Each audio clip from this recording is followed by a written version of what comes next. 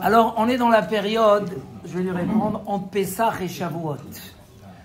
Et on sait que cette période, elle a 3 éléments importants. Le premier, c'est qu'on compte le Homer, qui est une préparation à Kabbalat Torah. Ou Sfartem Lachem. Il dit le Midrash que grâce au Homer, je vous ai donné la terre d'Israël.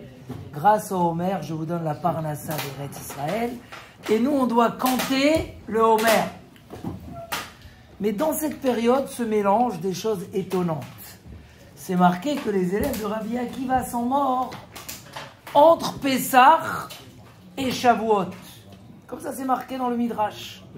Ça veut dire qu'on a choisi toute cette période, Hachem il a choisi toute cette période pour punir les élèves de Rabbi Akiva sur leur mauvais comportement. Pourquoi dans cette période? Pourquoi il n'a pas fait ça dans un autre moment? Et ce qu'il y a de plus étonnant dans le Midrash, c'est que, il dit Midrash, entre Pessah et Shavuot, mais à l'Akba Omer, Paskou Milamut. À l'Akba Omer, ils ont arrêté de mourir.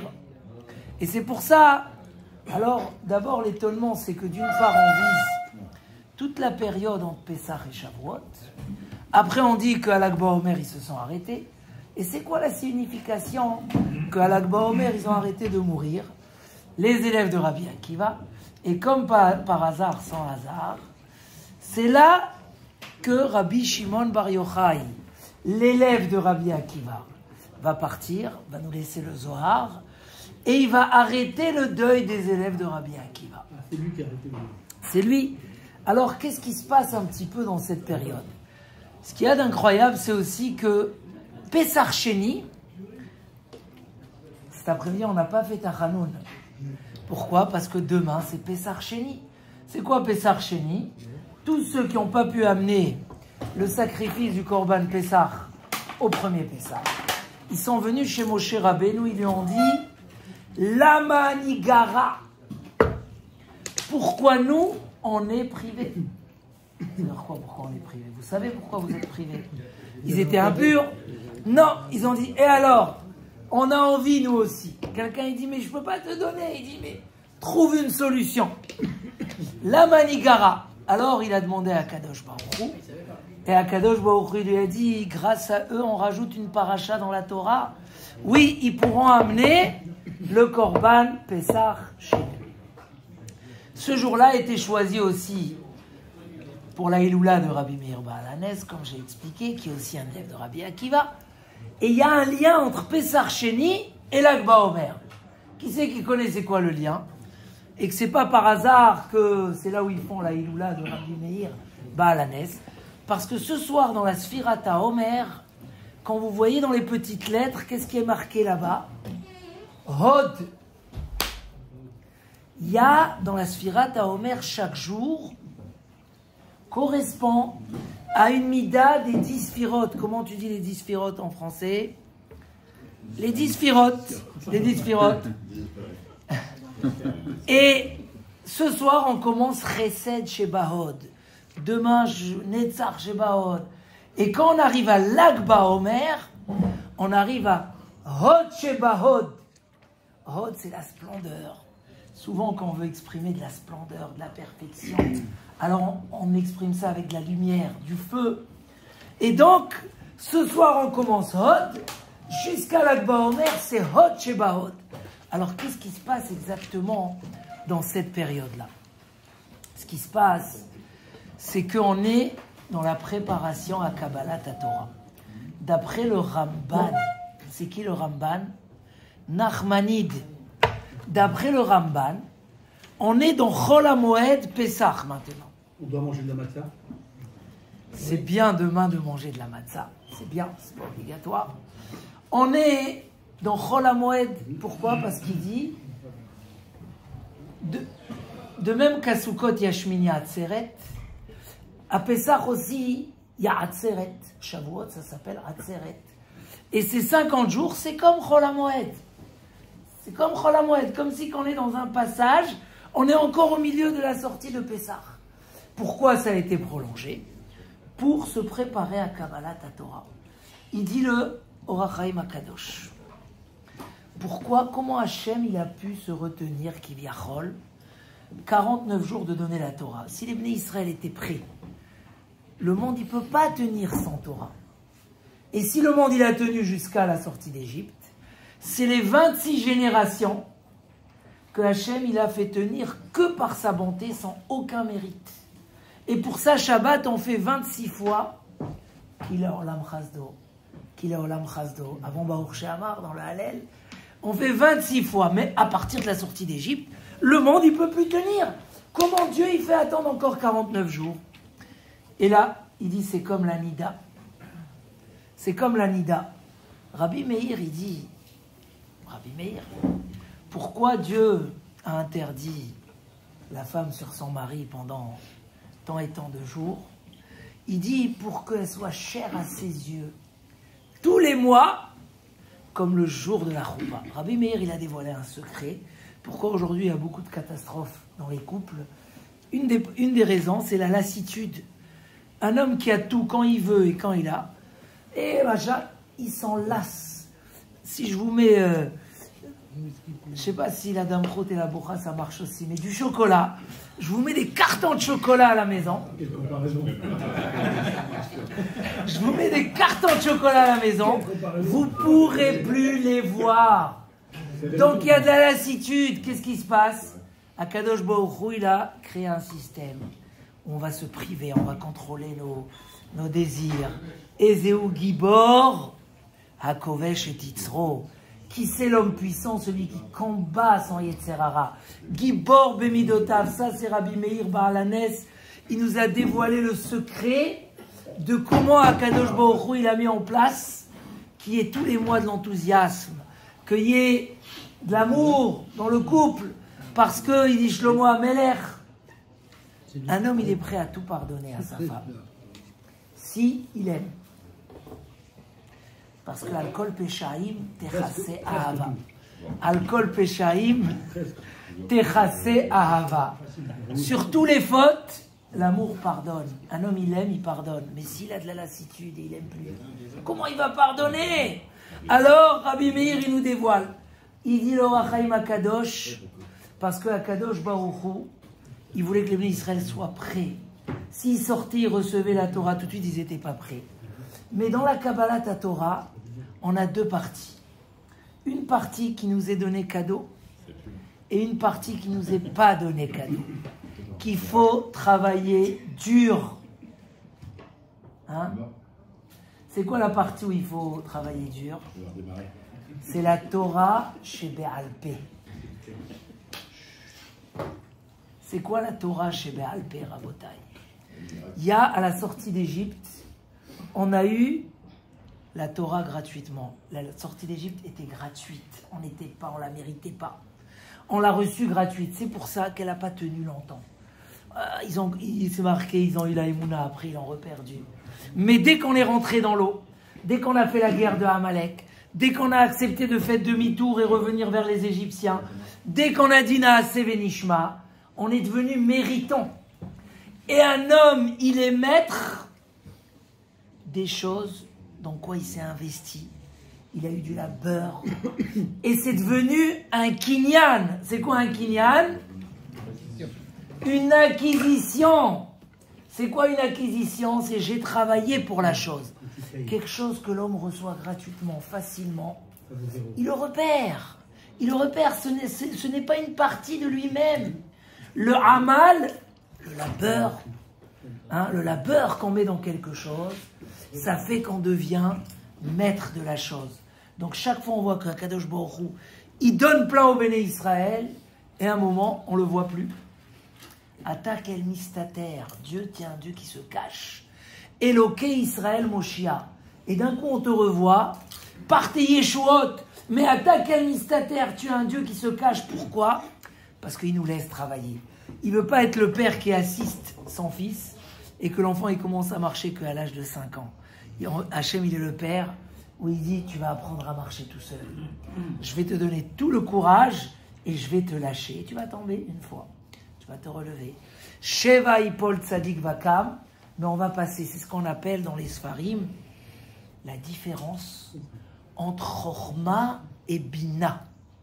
Vous savez c'est quoi la différence entre Chokhma et Bina? Très important de savoir ça. Chokhma, c'est ce que l'homme il reçoit de son Rav. Il n'a rien fait. Il était là, paisible, il a écouté les cours, il a kiffé. Il n'a pas fait d'effort pour réfléchir, pour venir, pour arriver. Ça, c'est Chokhma. C'est quoi Bina? Bina, c'est Mevin Davar Mitor Davar. C'est ce que toi déjà tu analyses. Tu te casses la tête. Là, la yeshiva, hein, il y a une belle yeshiva dans la cour, juste en face. Grâce à vous. Et cette yeshiva, là, on étudie un sujet, je vous promets. Venez, 20 minutes, vous verrez à la tête comment elle tourne. Et des montages sur des montages, et des détails sur des détails, et des sfécotes, et des doutes, et des analyses. Vraiment, c'est un truc incroyable. Si je vous envoie le cours, vous allez dire, c'est du hamal. Donc chacun, il doit avoir du hamal. Si tu dis du chumash, tu dois avoir du hamal.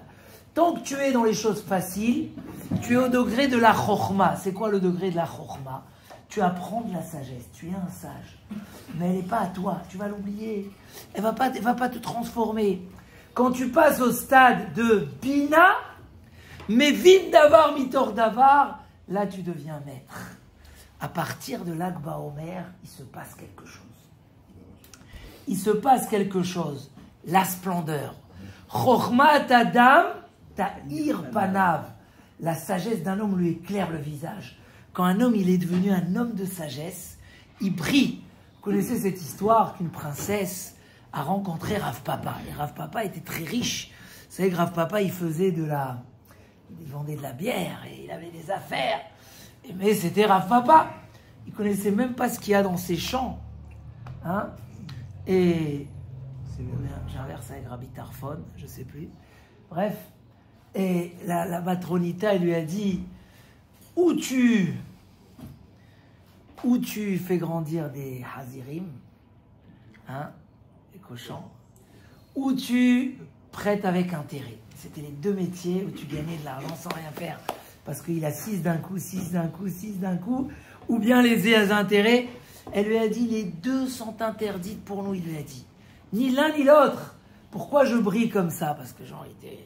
Chokhmat Adam Ta'ir Panav. C'est pas ma richesse qui me fait briller le visage, c'est ma sagesse. Donc à partir de Lag Baomer, brille la lumière de la Torah Tassod, du secret, de la Kabbalah. Et à partir de Lag Baomer, qu'est-ce qui se passe? Les Bnei Israël commençaient à se préparer à Kabbalah, ta Torah. Mais sur quelle Torah? Pas la Torah écrite, la Torah orale.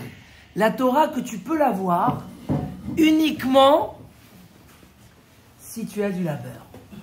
La Gemara, il faut se casser la tête. Là, il y a un nouveau groupe le matin où ils font de la Gemara en continu tous les jours. Ils sont heureux, ils adorent. Mais ils voient c'est quoi la Gemara avec le Tosfot. Et attends, c'est que le début. Chokhmat Adam, notre investissement, les efforts.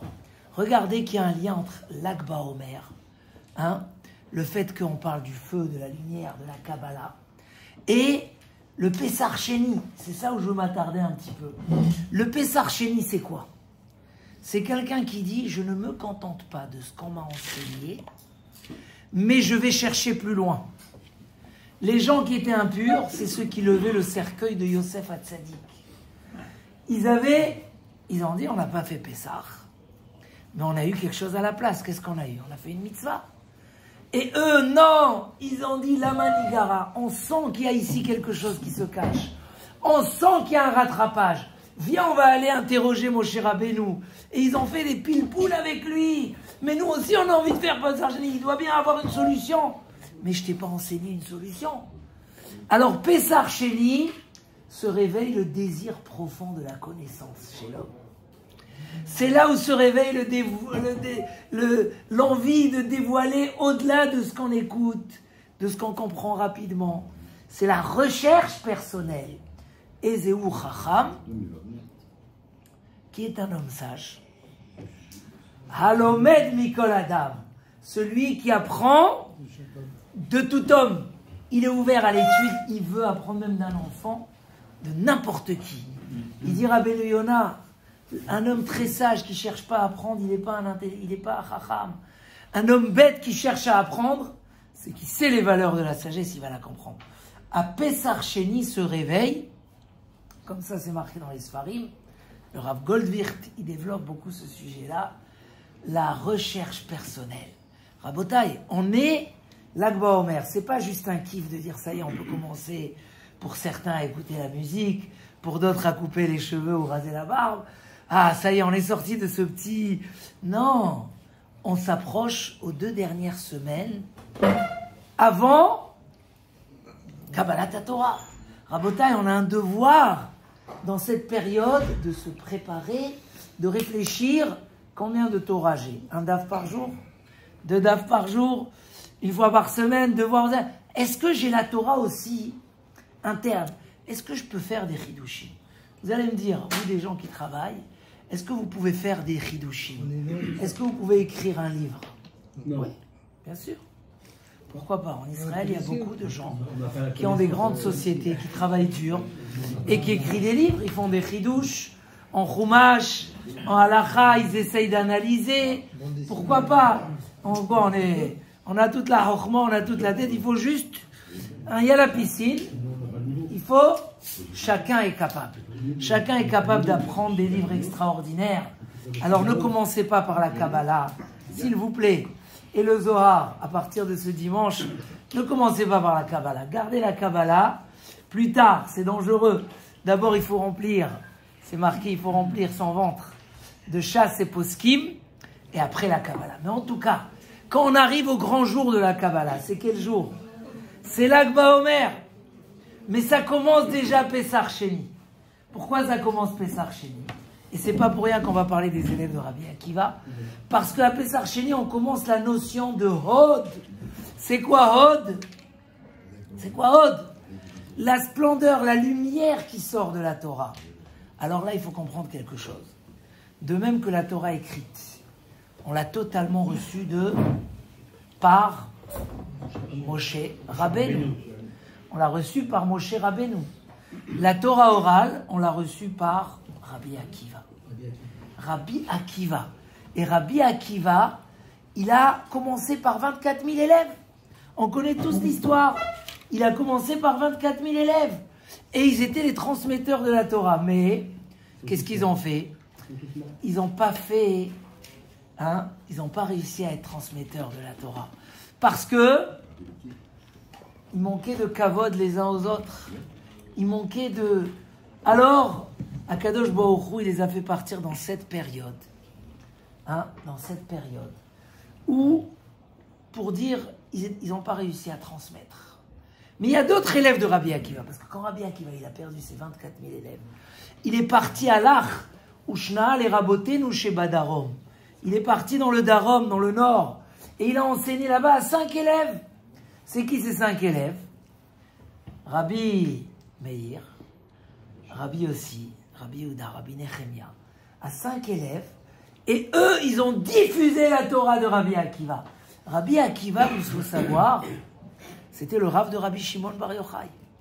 Et Rabbi Tzadok HaKohen, il dit même, un chidouche comme ça, incroyable, que normalement, ça devait être la Hiloula de Rabbi Akiva.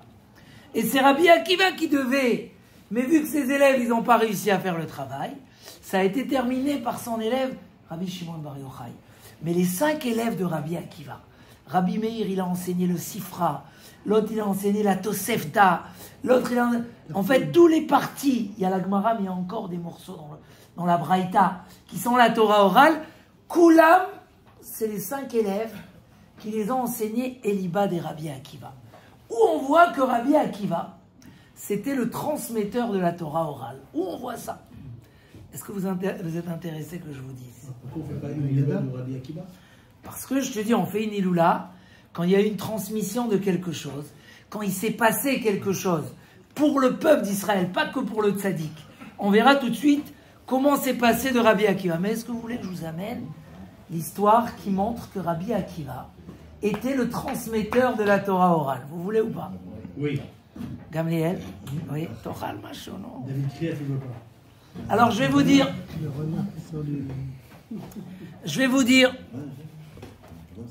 dire où c'est marqué. La Gemara raconte que Rabbi Akiva, a demandé, que Moshe Rabbeinu, il a demandé à Kadosh Baruch Hu de voir tous les transmetteurs de la Torah dans toutes les générations. Et la Gemara connue dans Shabbat, Akadosh Baruch Hu lui a montré, et ils se sont arrêtés, ils ont fait focus sur Rabbi Akiva. Et là, Moshe Rabbeinu, il voit ici une lumière particulière, il dit, j'ai envie de voir comment il va transmettre. Donc Dieu lui donne le privilège d'avancer dans le temps et de s'asseoir dans un cours de Rabbi Akiva. Il n'a rien compris. Et voilà, très bien, on voit que tu as écouté les cours. Et Rabbi Akiva commençait à faire des analyses à l'envers et à l'endroit pour arriver à des conclusions. Et Moshe Rabbeinu n'a rien compris. Vous connaissez le Gemara ou pas? Rien compris. Il n'a rien compris. Jusqu'à qu'à la fin du cours, ils ont dit, il n'était pas bien Moshe Rabbeinu. Avant, il a dit, tout ce que j'ai enseigné, c'est Halacha le Moshe Misinaï. Ah, Moshe Rabbeinu, il s'est calmé. Alors c'est une Gemara qui n'est pas compréhensible. Si tout ce qu'il transmet, c'est Moshe Rabbeinu, alors Moshe Rabbeinu, il connaît, pourquoi il ne comprend pas? Comment ça se fait que Moshe Rabbeinu peut ne pas comprendre même ce qu'un élève va dire comme Chidouche à Ortora au 24 avenue Général de Gaulle?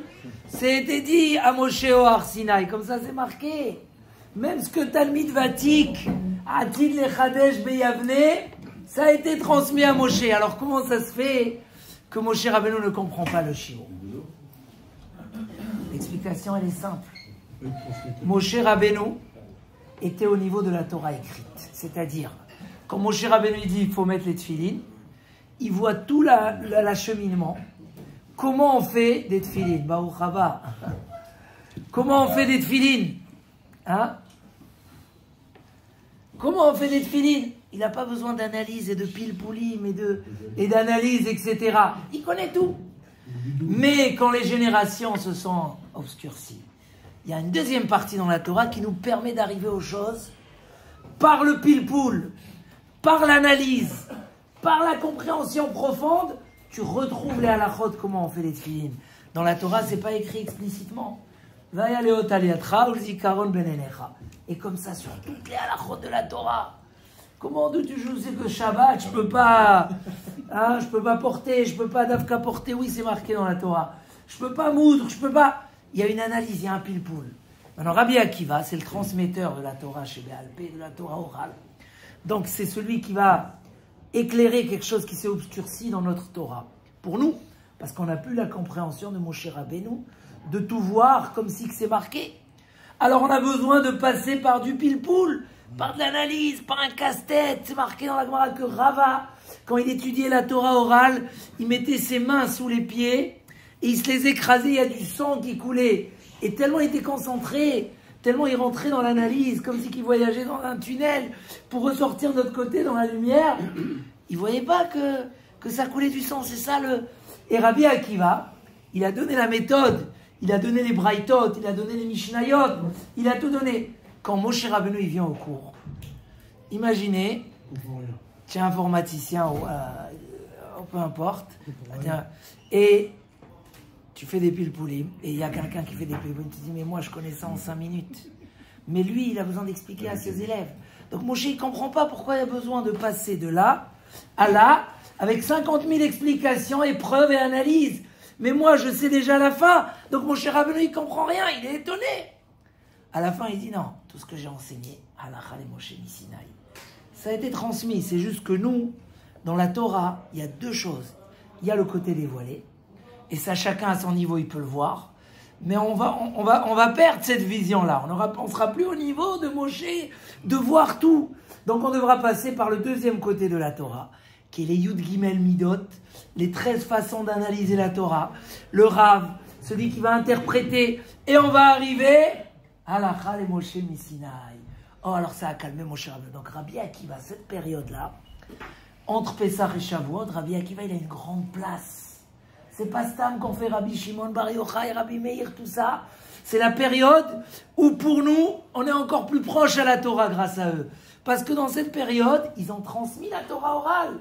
Qu'on puisse avoir cette analyse. Quand tu étudies une halacha, des fois, tu vois le Mishnah Brura, il est comme ça. Et ça vient de la Gemara, et ça vient de là-bas, mais il y a une contradiction. Tout ça, c'est Rabbi Akiva. Mais les premiers élèves, qu'est-ce qu'ils ont fait? Ils ont échoué à leur mission. Donc ils sont morts dans la période de la Torah écrite. Parce qu'ils n'ont pas réussi à nous amener à la période de la Torah orale. Donc ils sont morts jusqu'à l'Akba Omer. En fait, ils sont morts dans toute cette période. Une façon de dire, ils n'ont pas réussi à couvrir cette période, à donner ce que Rabbi Akiva devait transmettre dans cette période. Ça suffit. Hein? Ils n'ont pas réussi à transmettre. Alors qu'est-ce qui se passe? Ça ne marche pas les miracles. Hein, qu'est-ce qui se passe? Il y a une autre solution. C'est quoi l'autre solution? C'est les 5 élèves de Rabbi Akiva. Et c'est là l'histoire de l'Akba Omer.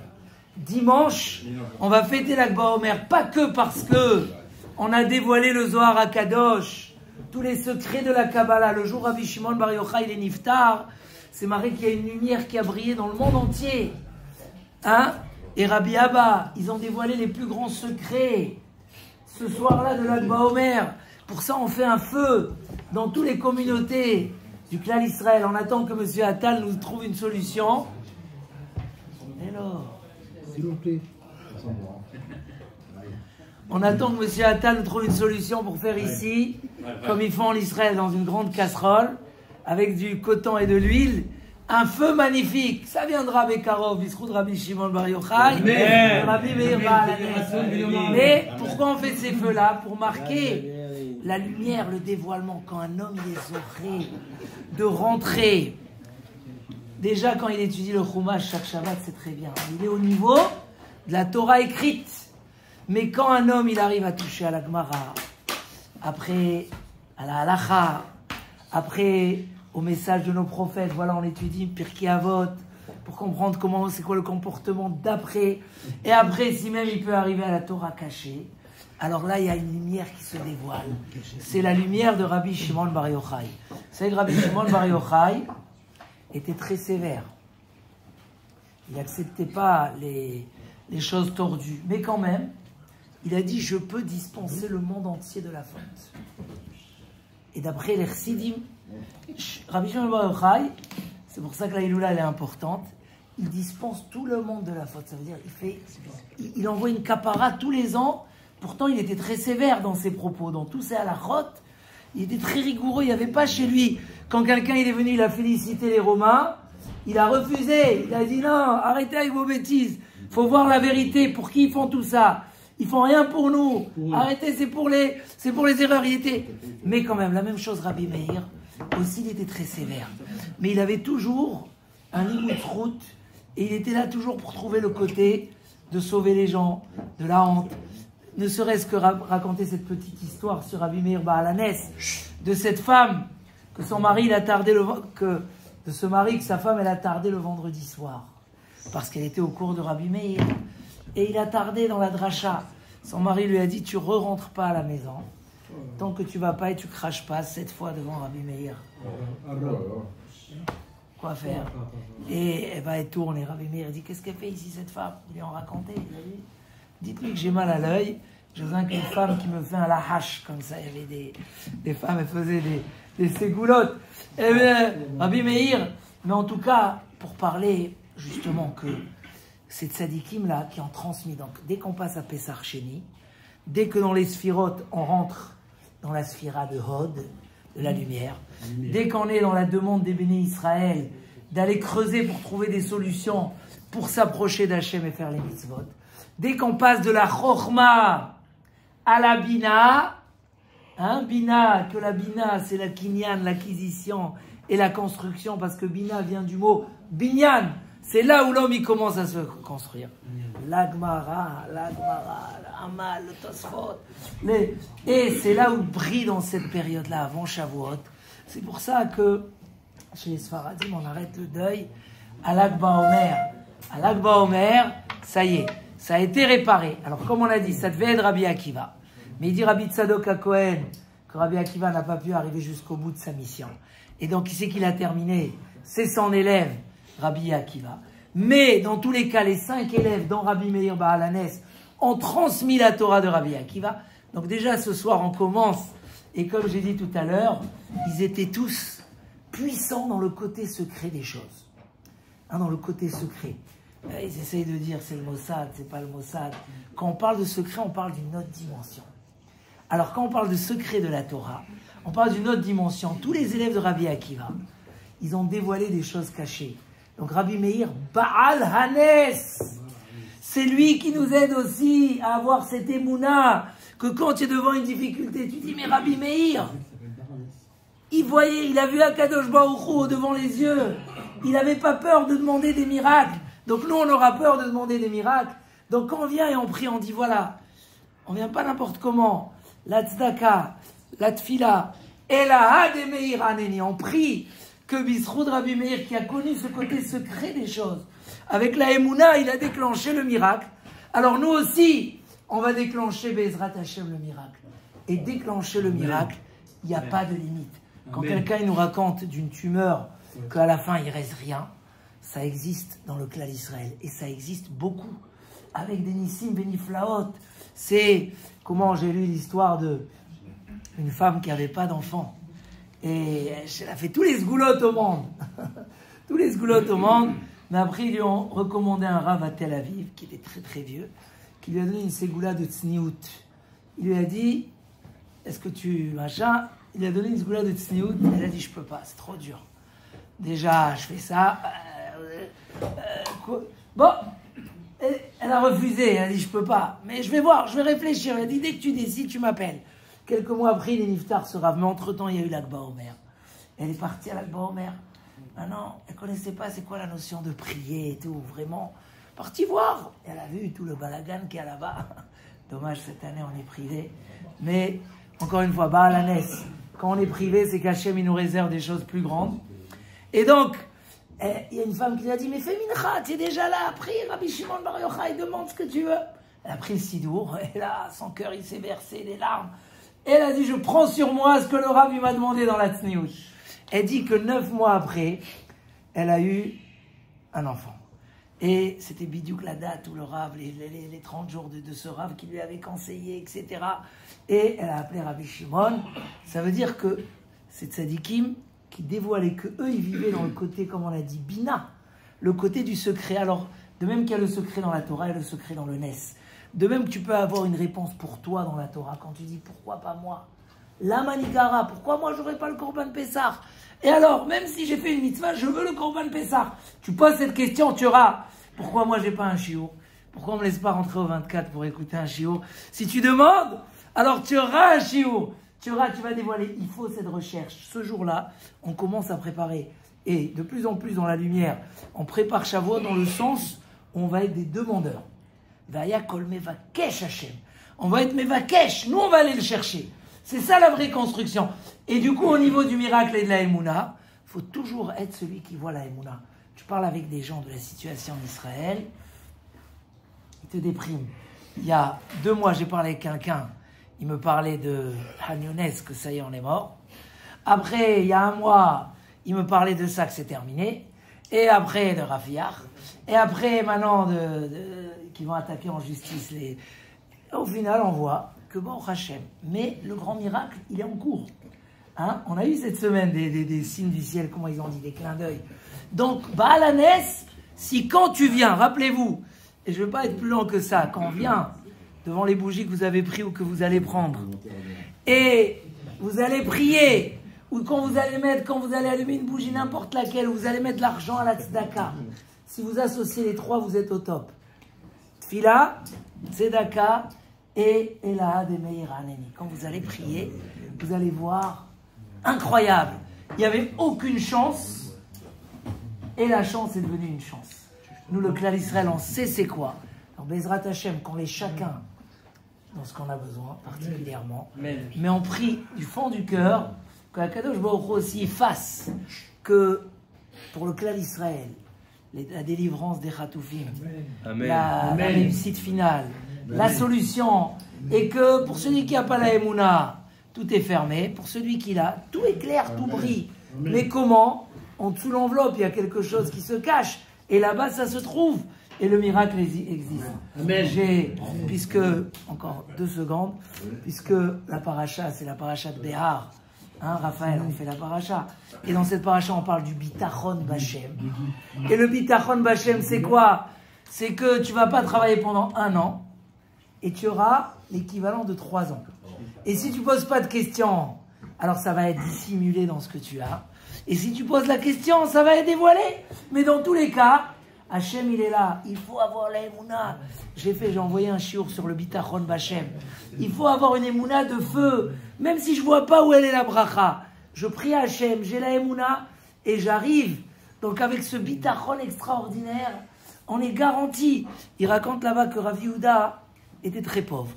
Mais il a accepté son sort. Il voulait un grand olam haba, donc il voulait pas de l'argent.